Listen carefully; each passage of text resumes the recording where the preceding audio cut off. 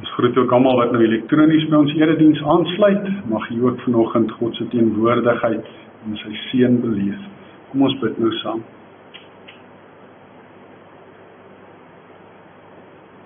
Ons Vader wat in die hemel is, ons aanbid U vanoggend omdat U in al wysheid optree. In U wysheid het U besluit om die 10 gebooie aan U volk te gee. En deur die eeue heen te laat dien as 'n riglyn van hoe U wil hê ons moet lewe.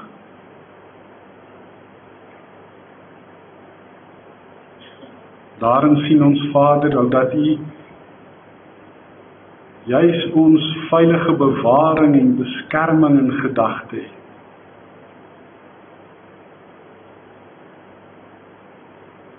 En dat ons juis veilig kan wees wanneer ons in U riglyne wandel. Wanneer ons U woord gebruik as die lig op ons pad en die lamp vir ons voet. In U wysheid, Vader, het U die Bybelskrywers geïnspireer sodat hulle hierdie woorde op papier kon skryf. En ons dit vandag kan lees en daarin ook U stem kan hoor.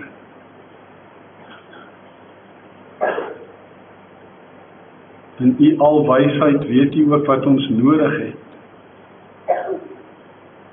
Sien U raak wat in hierdie wêreld gebeur. En is U besig met die volvoering van U raadsplan en laat U vir ons alles ten goeie meewerk.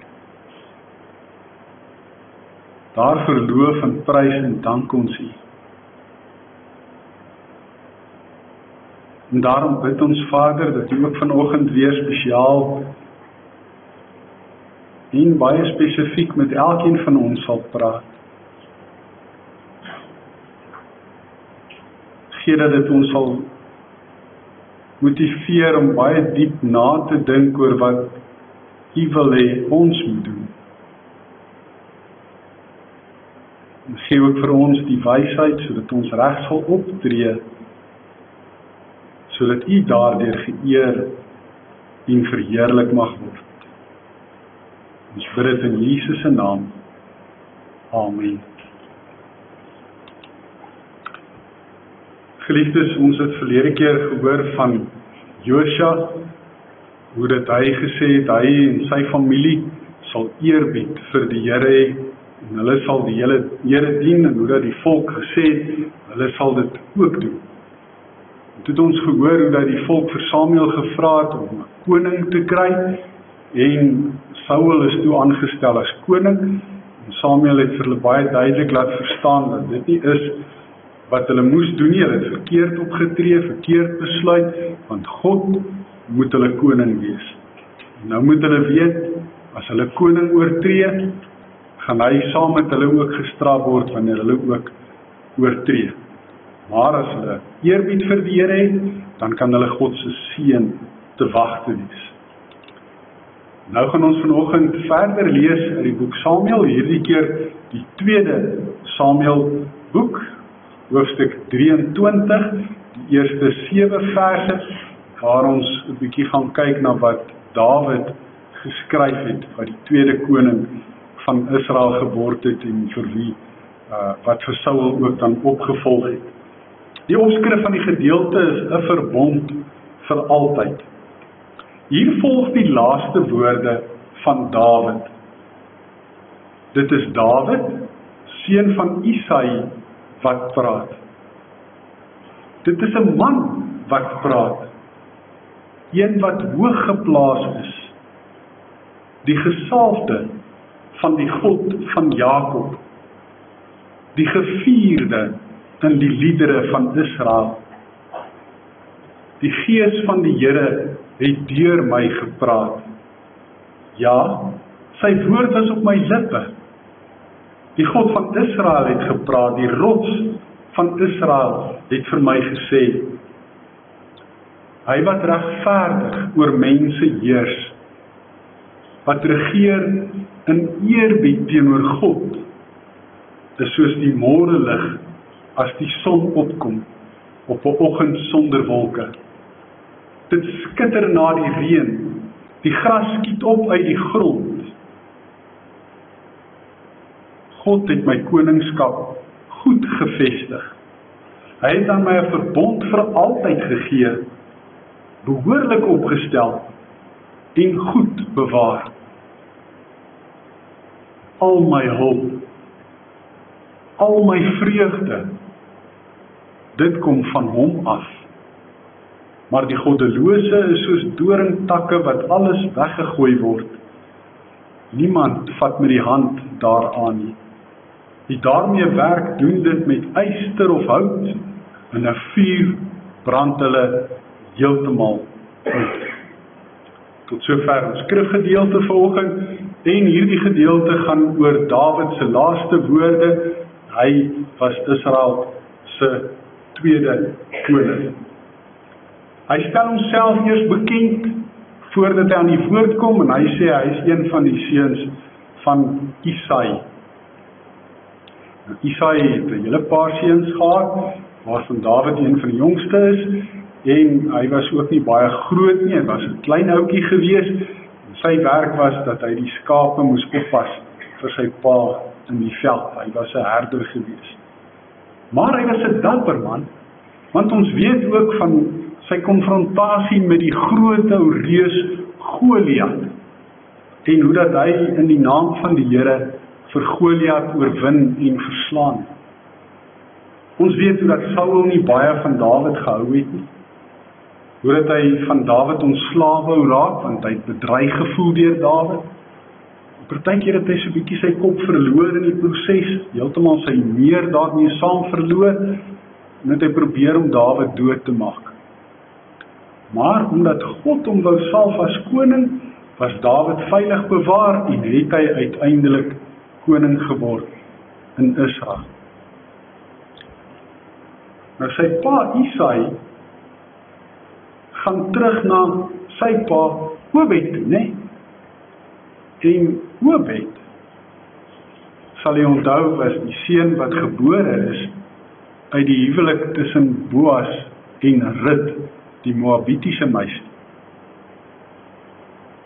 En in daardie verhaal sien ons hoe dat God op sy alwyse manier te werk gegaan het om die twee jong mense by mekaar te laat uitkom en met mekaar te laat trou, sodat die nageslag van Jesus gevorm kan word.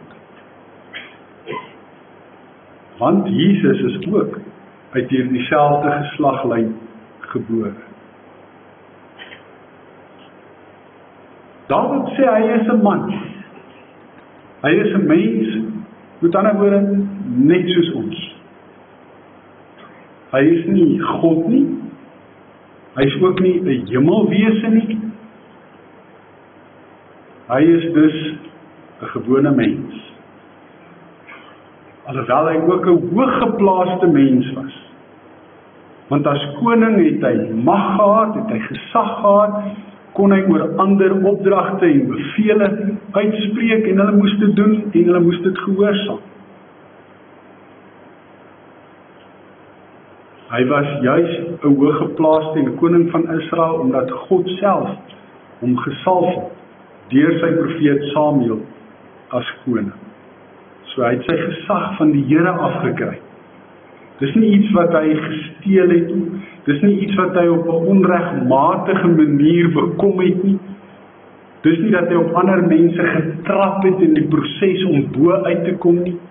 Dis nie dat hy een of ander vorm van politieke bedrog en korrupsie moes pleeg om in daardie gesagposisie te kon kom nie. Hy is daar deur God se beskikking. Maar hy was ook 'n digter. Die gevierde noem hy homself van die liedere van Israel.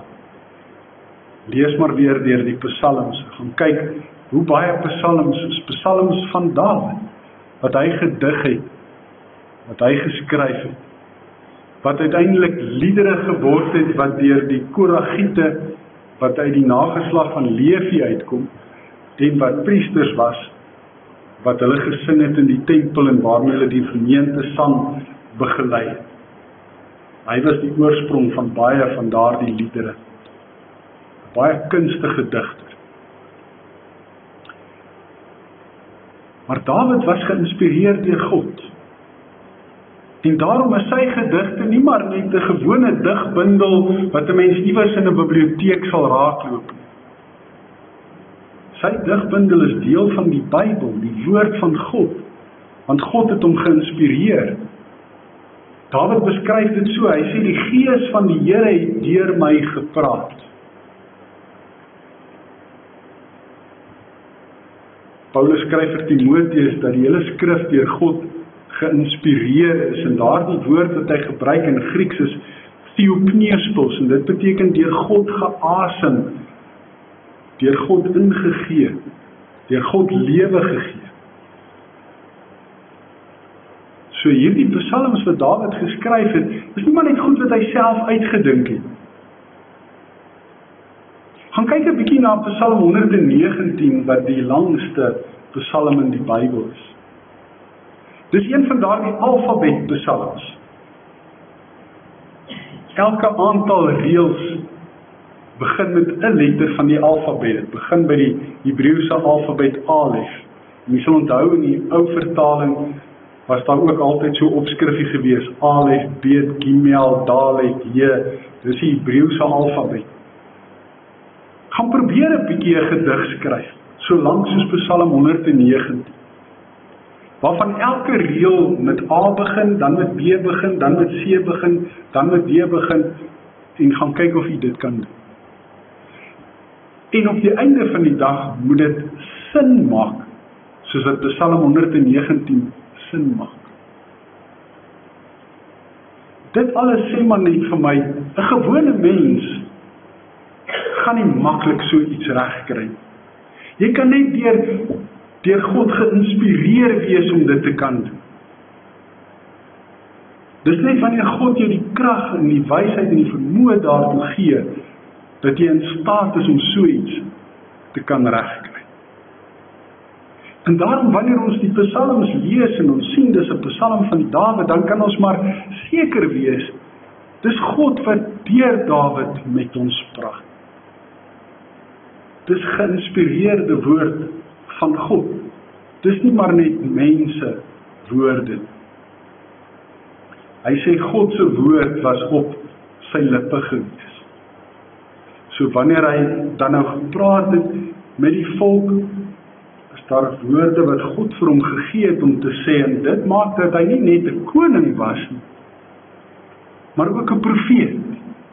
Want dis wat 'n profeet doen. 'n Profeet verkondig die woord van die Here. Dit wat die Here vir hom sê, sê hy weer vir sy hoorders. Dan is daar 'n besondere boodskap wat God vir Dawid gegee het, juis omdat hy die koning van Israel was. Woorde wat ons vandag so bietjie weer na moet gaan kyk. Waarop ons die vergrootglas moet laat val. En wat ons diep moet bepeins. Want dit het implikasies ook vir ons, in die tyd waarin ons leef. Hy sê God, en hy noem vir God die rots van Israel, het vir Dawid gesê, hy wat regverdig oor mense heers, wat regeer in eerbied teenoor God, is soos die môrelig as die son opkom op 'n oggend sonder wolke. Dit skitter na die reën, die gras skiet op uit die grond. So behalwe dat dit baie digterlik is, omdat daar hierdie pragtige vergelykings in voorkom en hierdie mooi beskrywings, is daar 'n paar kernwoorde wat ons moet raak sien. Dit gaan oor heers en dit gaan oor regeer, en dan is daar byvoeglike naamwoorde wat beskryf hoe dit moet plaasvind. Eintlik bywoorde. Ons moet dit doen in regverdigheid aan die een kant, en aan die ander kant uit eerbied vir God. Eerbied is juis ons tema van die jaar. En daarom is dit vir ons kosbaar en belangrik wanneer ons hoor dat God vir die regeerders en vir die heersers sê, die manier waarop jy regeer, die manier waarop jy heers, moet getuig van eerbied vir my. Dawid sê God het 'n verbond met hom gesluit. Hy het sy koningskap goed gevestig. En hierdie verbond wat hy met hom gesluit het, is 'n verbond vir altyd, sê hy in hierdie gedeelte. Ons lees ook in 2 Kronieke 21 vers 7, waar die Here aankondig hoe dat hy die koning wat afgodsdiens bedryf het, gaan straf. Iemand ook uit Dawid se nageslag, dan lees ons daar, die Here wou egter nie die koningshuis van Dawid uitroei nie. Want hy het met Dawid 'n verbond gesluit. En hy het beloof om vir Dawid en sy nageslag die troon vir altyd te verseker.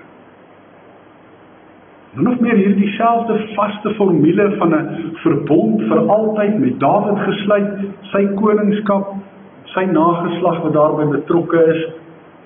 Dit kry ons ook in Psalm 89 vers 4, Jesaja 55 vers 3, Jeremia 33 vers 21, onder andere. Jy kan dit maar rustig by die huis weerslag gaan lees.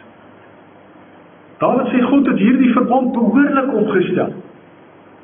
Dis nie iets wat hy sommer net impulsief gedoen het nie, dit was wel deurdag en dit was in wysheid gedoen, want hy het 'n plan en 'n doel wat hy mee besig was, en daardie doel is Christus. En God het hierdie verbond veilig bewaar.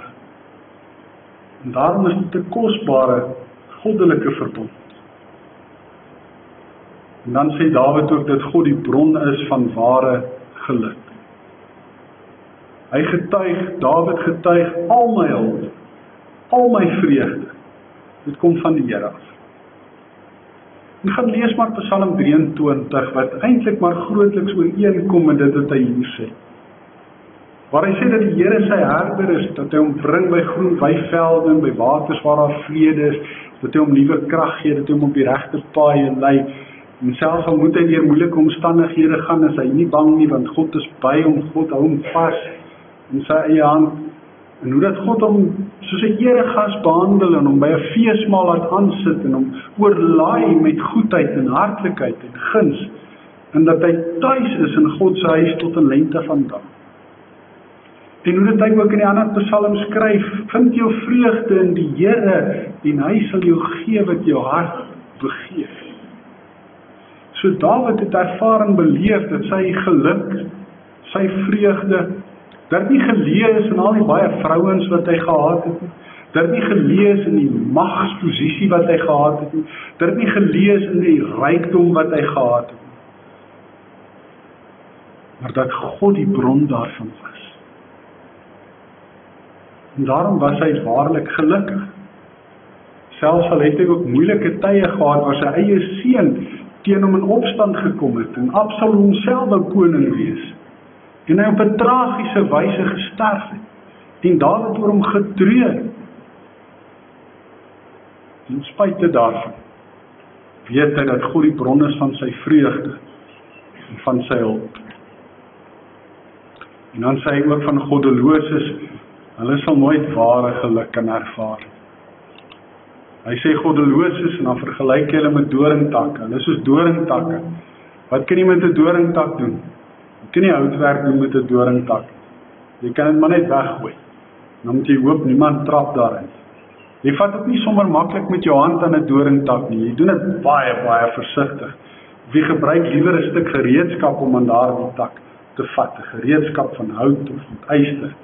En wat jy daarmee doen is om vuur met dit te maak. Daar's nie regtig iets anders wat jy daarmee kan doen nie. So dis eintlik maar nutteloos vir menslike gebruik.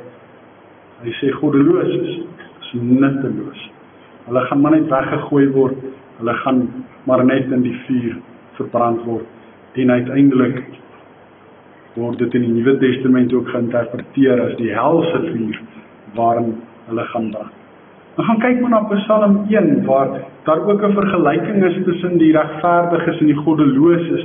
Die regverdiges wat is soos 'n boom by 'n waterstroom wat op die regte tyd vrugte dra, die goddeloses wat is soos kaf, dit wat oorbly as die koring van die stingels af losgemaak is, wat net deur die wind weggewaai word, wat eintlik nutteloos is, wat niemand regtig behoorlik kan gebruik nie. Regverdiges in vergelyking met die goddeloses. Die vraag wat gestel word deur daardie Psalm aan ons is, hoe leef jy soos die boom by 'n waterstroom, soos die kaf wat net deur die wind rondgewaai word? En wat is die boodskap wat ons vandag uit hierdie gedeelte uit kry? Eerste punt wat ek wil maak is 'n baie belangrike punt. Ek is ongelukkig daarvan oortuig dat die wêreld in 'n leierskrisis is. Nêrens in die wêreld staan iemand op wat 'n sterk, regverdige leier is, wat eerbied het vir die Here en wat 'n noemenswaardige verskil in die wêreld maak. Wat ons wel sien is leiers wat oorlog maak, wat ander lande inval, wat daar duisende mense vermoor, met missiele en met drones, met vliegtuie, met bomme, met gewere, met soldate. Duisende mense sterf en baie van hulle is onskuldige vrouens en kinders wat eintlik niks daarmee te doen het. Want dis magsbehepte leiers wat hierdie oorlog begin en dit aanvuur.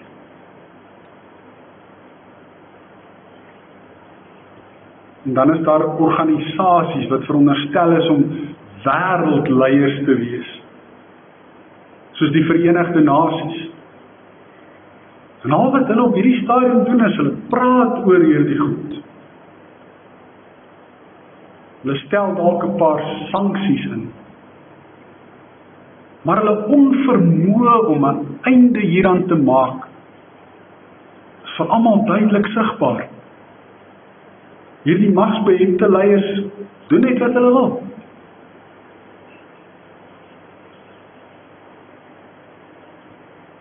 Dan word daar al meer gepraat oor kunsmatige intelligensie. En ons hoor oral hoe dat die rooi ligte aangeskakel word en hoe dat dit flikker en hoe dat mense sê, pas op, pas op, pas op. Dink 'n bietjie mooi oor die etiese implikasies van dit alles. Dink 'n bietjie mooi oor wat julle doen as julle die beheer van sekere belangrike goed oorgee aan rekenaars, wat volgens 'n bepaalde algoritmes geprogrammeer word. En wat deur die black hats, soos wat die hackers genoem word, ingedring kan word. En dis asof die leiers van die wêreld kennis neem hiervan, maar ook nie regtig in staat is om die regte besluite daaroor te kan neem, sodat die goed op die regte manier bestuur kan word. Nog 'n probleem wat die wêreldleiers sukkel om aan te spreek is klimaatsverandering. En iemand wat dink dat dit sommer maar net stories is, moet maar 'n bietjie gaan kyk na die gemiddelde wêreldtemperature. Moet maar 'n bietjie gaan kyk na die hoeveelheid oorstromings en geweldige storms wat reg oor die wêreld woed. Moet 'n bietjie weer gaan kyk na die pole wat besig is om te smelt. Die seetemperature wat besig is om te styg. Lugbesoedeling wat al hoe meer word. Dit is asof die wêreldleiers nie regtig in staat is om iets drasties daarom te kan doen. Kyk ons na die wêreldekonomie. Luister ons na die nuus daaroor, dan hoor ons die ding is weer af, en daai ding is weer af, die ding het soveel verloor, daai ding het soveel verloor. Hier's daar 'n ligpuntjie, iets is op, maar daai persentasie is so klein, so gering, en die volgende dag hoor jy dit het maar weer geval. Werkloosheid is 'n reuse krisis in die hele wêreld. En dan praat ons nie eers van daarmee saam hoe dat mense stroom van lande waarin daar oorloë en ekonomiese gebrek gelei word na ander lande waar dit so bietjie beter gaan. Europa sit met 'n enorme immigrasieprobleem van mense wat daar instroom op soek na 'n beter lewe. En elke land het net 'n beperkte hoeveelheid hulpbronne en werksgeleenthede vir mense. Op die einde van die dag is dit besig in my oë ongelukkig, en ek wil nie 'n doemprofeet wees nie. Maar is dit alles besig om op 'n ramp af te stuur? En dan praat ons nog nie eers van swak dienslewering waar plaaslike regerings veronderstel is om tot diens te wees van die mense wat hulle salarisse betaal en wat 'n kruisie moet agter hulle name trek wanneer dit stemdag is.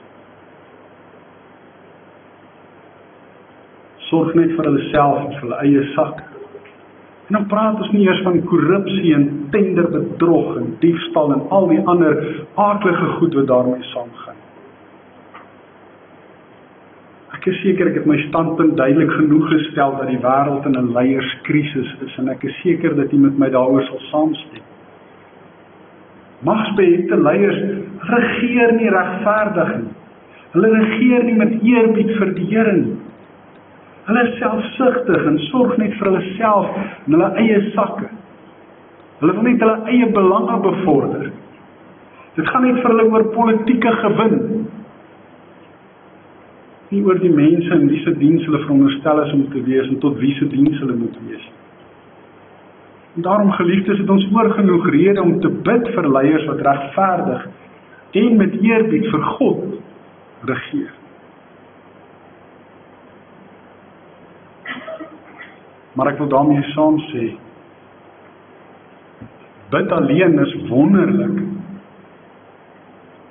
maar nie heeltemal goed genoeg nie.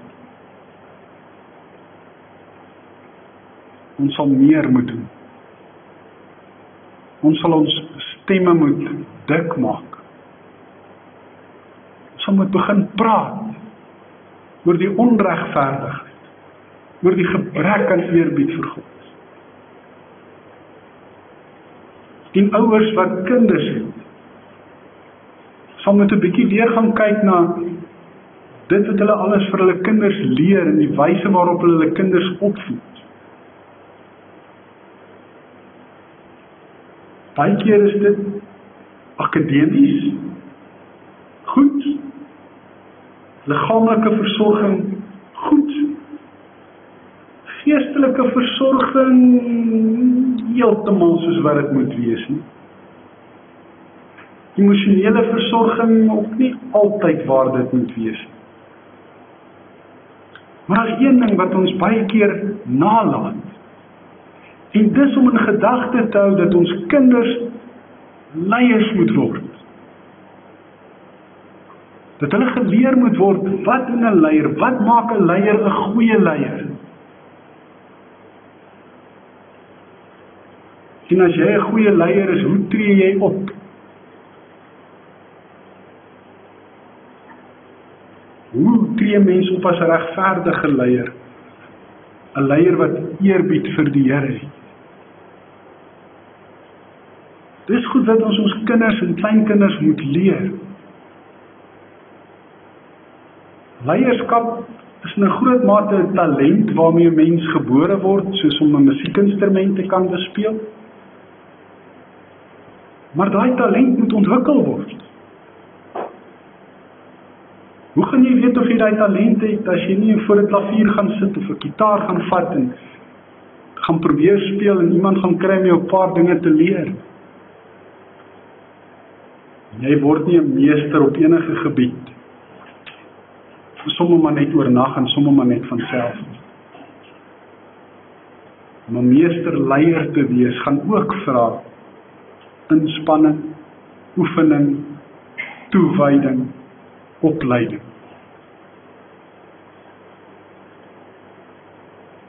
Dis iets wat ons besig is om na te laat. Reg oor die wêreld. Want mense is so besig met hulle selfone en hulle rekenaars, en hulle werk, en allerhande ander dinge waarmee hulle self besig hou. Dat hierdie krities belangrike goed agterweë gelaat word. Dis waarom ons in die wêreld sit met 'n leierskapprobleem.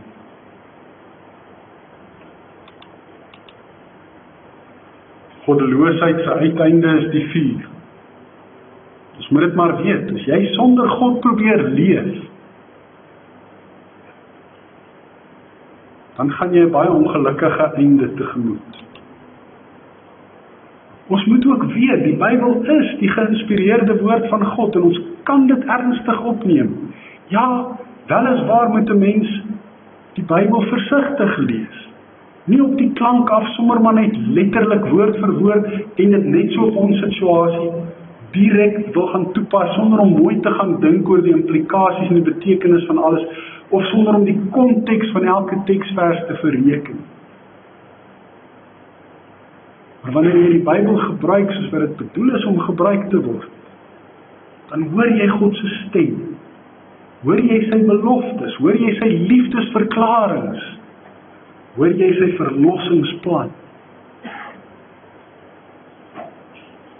Luister daartoe. God se verbonde is behoorlik opgestel en hy bewaar dit goed. Met Dawid het hy 'n verbond gehad, maar ook met ons, in Christus Jesus, sodat elkeen wat in hom glo nie verlore mag gaan nie, maar die ewige lewe kan hê. Dis sy nuwe verbond met ons.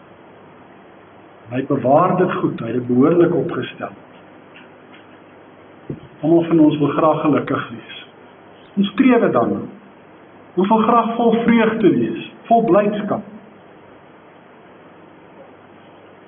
Waar soek jy jou vreugde en jou blydskap? As jy dit op enige ander plek as by die Here soek, gaan jy dit dalk kry op 'n tydelike manier, op 'n kortstondige manier, op 'n halwe manier. Maar behoorlike geluk en vreugde en vrede, ware geluk en vreugde en vrede, kry jy nêrens anders as by die Here. Dawid het dit geleer destyds al. Dis vandag nog so. Maak vrede met God. Hy is die bron van vreugde en geluk. Hy het in Jesus alles kom doen wat nodig is sodat jy gelukkig kan wees. Aanvaar hom in die geloof. Lewe vir hom, soos dat hy sy lewe ook vir jou gegee het. Amen. Kom ons bid saam. Hemelvader, ons kom kniel vanoggend voor U met eerbied en ontzag en respek. Dat ons net weer besef hoe dat U alle lewensterreine ken en aanspreek in U woord, wat deur U geïnspireer is. Ons besef vanoggend, Vader, dat ons in 'n leierskrisis in hierdie wêreld is. Dat daar 'n groot gebrek is aan regverdige leiers. Leiers wat eerbied vir U het. Soos Paulus vir Timoteus geleer het om te bid vir hulle wat regeer, kom ons ook vandag.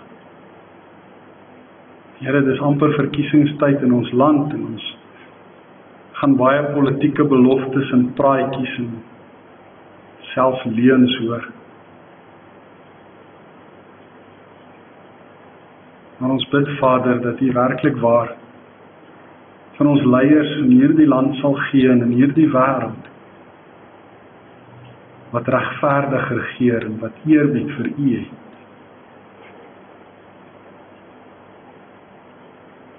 Vader, ons bid vir elke ouer wat 'n enorme verantwoordelikheid het om hulle kinders op te voed fisies, geestelik, emosioneel, maar ook om leierskapsvaardighede te ontwikkel.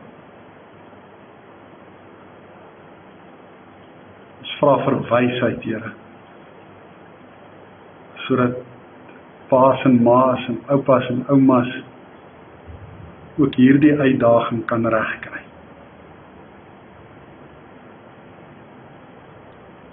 Here, dan weet ons ook dat U ons bron is van vreugde en van geluk en hulp.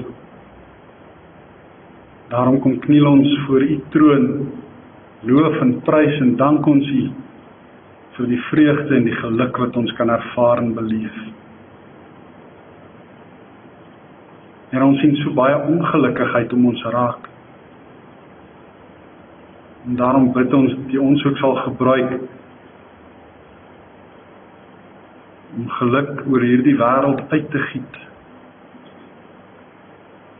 Hierdie good luck charm geluk waarna die wêreld so smag nie, maar ware vreugde en ware geluk wat net van U alleen afkom.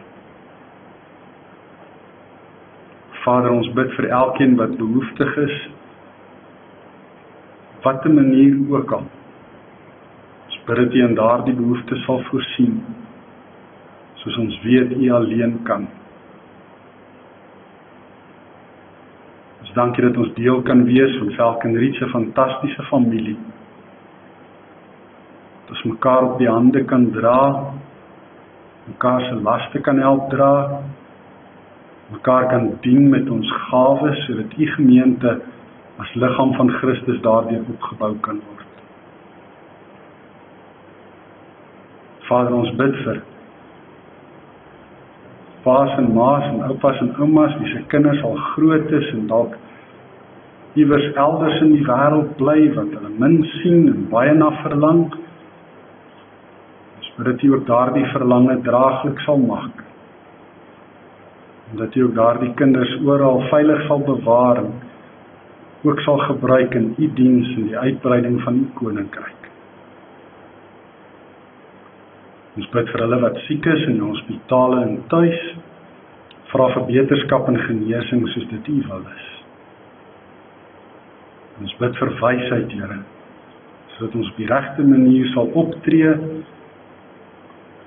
en ook sal praat. Mag elke woord oor ons lippe getuig van die eerbied wat ons vir U het. In Jesus se naam. Amen. Geliefdes, ons het vanoggend weer ons sagte dankoffers. Wat beteken dat U dit of elektronies kan oorbetaal of in die koevertjie kan plaas en dan vir die diakens kan in die sakkies gooi of in die skatkis gooi wanneer jy uitbeweeg. Baie, baie dankie. Ons slotlied vanoggend is 'n lied wat gebaseer is op Psalm 23, die melodie van lied 100, Gesang 177 is nou lied 602. Die Heer my herder sorg vir my, hy laat my rustig wy.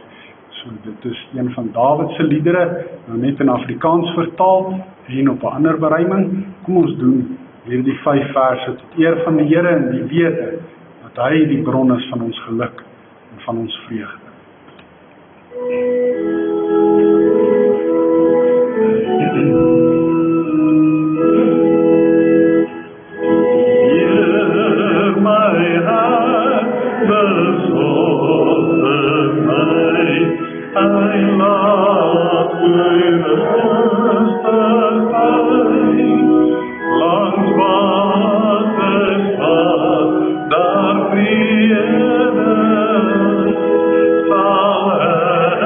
My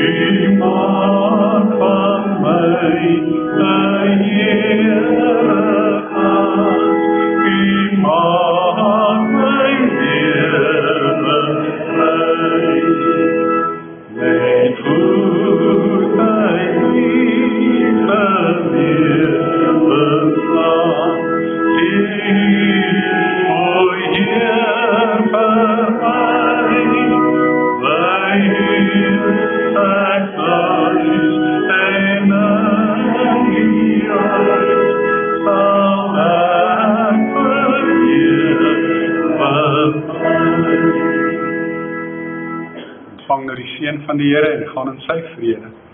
Mag God die bron van hoop julle deur julle geloof met alle vreugde en vrede vervul, sodat julle hoop al hoe sterker kan word deur die kragvolle werking van sy Heilige Gees.